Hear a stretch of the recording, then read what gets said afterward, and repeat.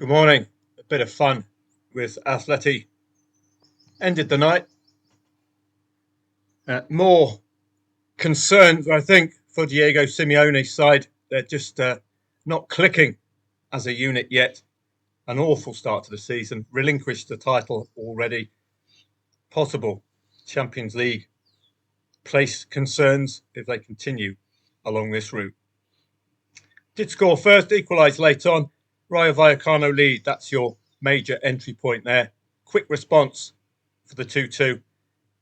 Lay the Desmond late on. It's must-win territory for Atletico Madrid. And Merry Christmas. Late winner, but still struggling. Legia Warsaw and Jagiellonian Białystok. Sometimes I do this kind of a strategy where what I will do is I'll lay over 0.5 goals and I will, rather than lay the draw, I will choose a team and back them. As you can see, Legia Warsaw, £83.83 if they can just pull off the win. And they were dominating the in-play stats. It ends 0-0, but that doesn't matter because I break even. Simple as that. Club Brugge and Westerlo, talk about your defence being slightly leaky. Both teams apply.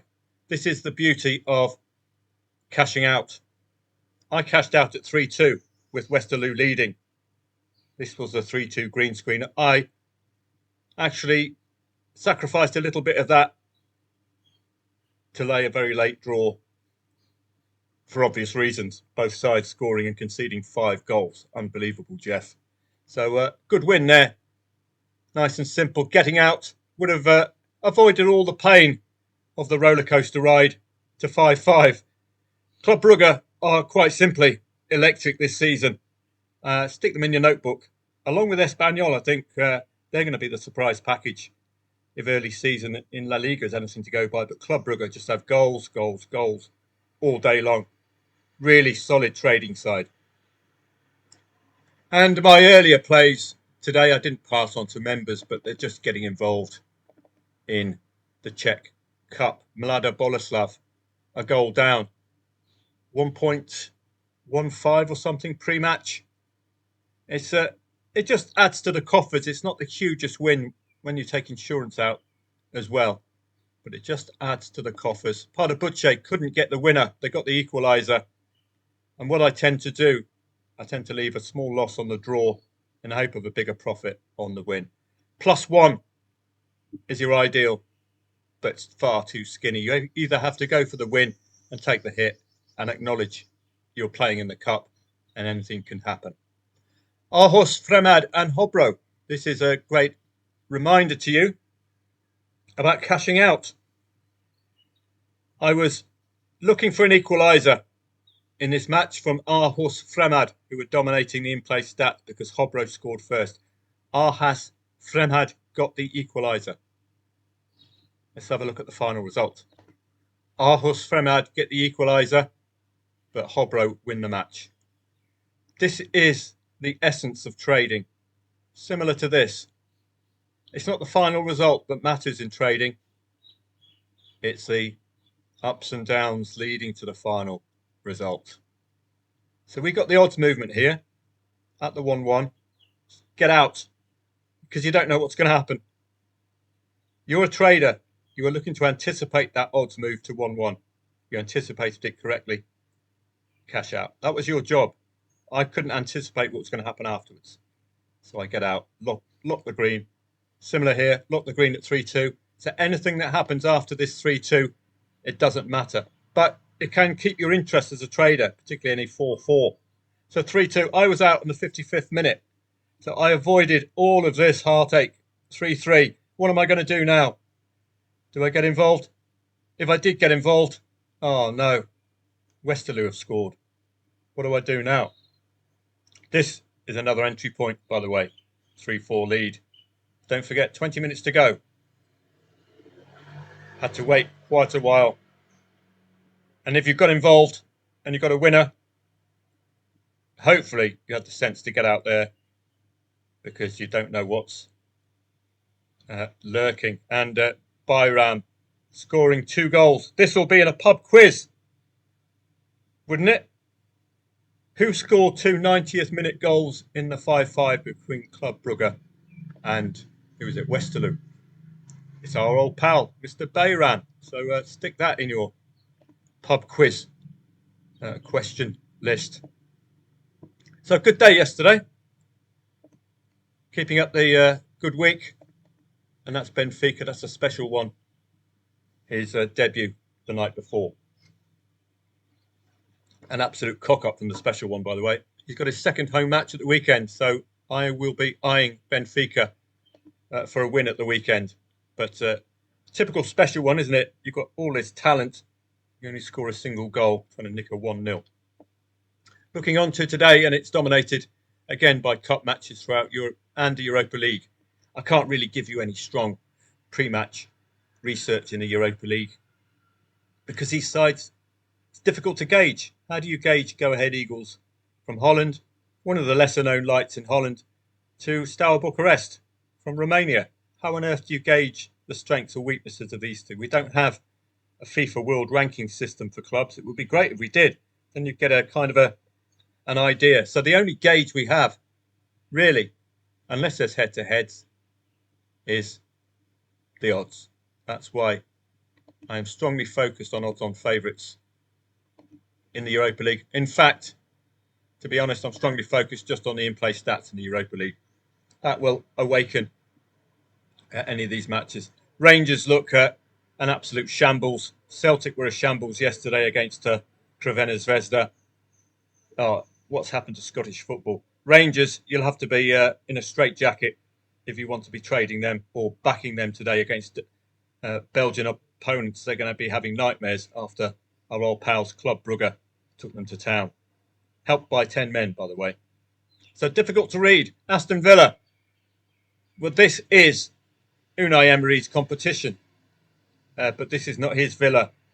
Failing to score, having an absolute mare at the start of the Premier League season. That's going to leave them vulnerable against Bologna. You're going to have that tight Italian defensive unit. Aston Villa, they just look awful at the moment. I do worry for them under old Dick. Coppa Italia, in-play stats are not at all simple as that, bit like the Czech Cup. You're either going to play it, take the hit if you have played, or don't.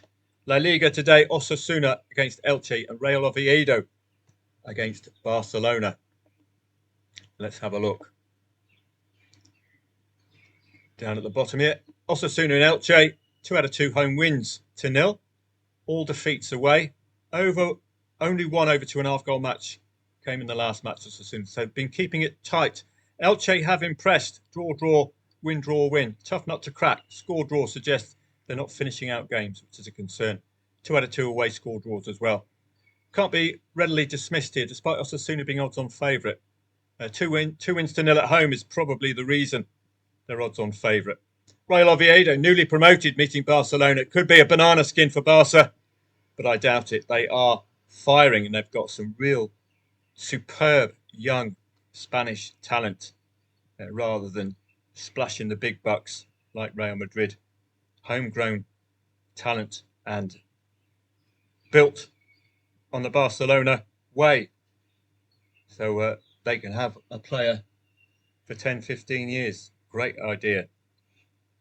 All wins by a draw against Rayo Vallecano. 3 goals scored in at least 4 out of 5 matches. They're going to be very, very tough to stop. And indeed, you might even want to be looking at over 2.5 first half goals as a trade. And that was something we did yesterday with Club Brugge, don't forget. The first half goals? Yeah. First half goals, 2.5. Westerlo conceded the first goal. Scored the first goal within the first 5 minutes. So I thought this was extremely good value. But we had to wait until the 45th minute for 2 goals to come to bring that home. I thought it would be good for a trade. I thought we'd get a quick Club Brugge equaliser and then we could cash out, but that wasn't to be. So that another added profit yesterday. We were very lucky. 2 very, very late goals. But that's what I'm talking about here, though. First half goals, 2.5 as a possible trading vehicle. And with no 0-0 at half-time for Real Oviedo, it looks as if goals before half-time are the way. So we'll work our way down. In-play stats only for me today for the Europa League then. And La Liga has been excellent in the last 2 days. So hopefully we get more readability this evening. Swedish Superettan, I'm not going to be researching it. We don't have to be focusing on the lower tiers in lesser leagues when we've got better quality football. But there are 3 odds-on favourites. I do like odds-on favourites when trading, just in case there is a reason and that they show their reason in play. Similar story, odds-on favourites at home like this. All dependent on the liquidity of the match. They pick themselves. And if you just simply traded these kind of odds, getting over evens like you did with Club Brugge yesterday, if you can get over evens about this lot, it's really good value, isn't it? Particularly if they've got good in-play stats.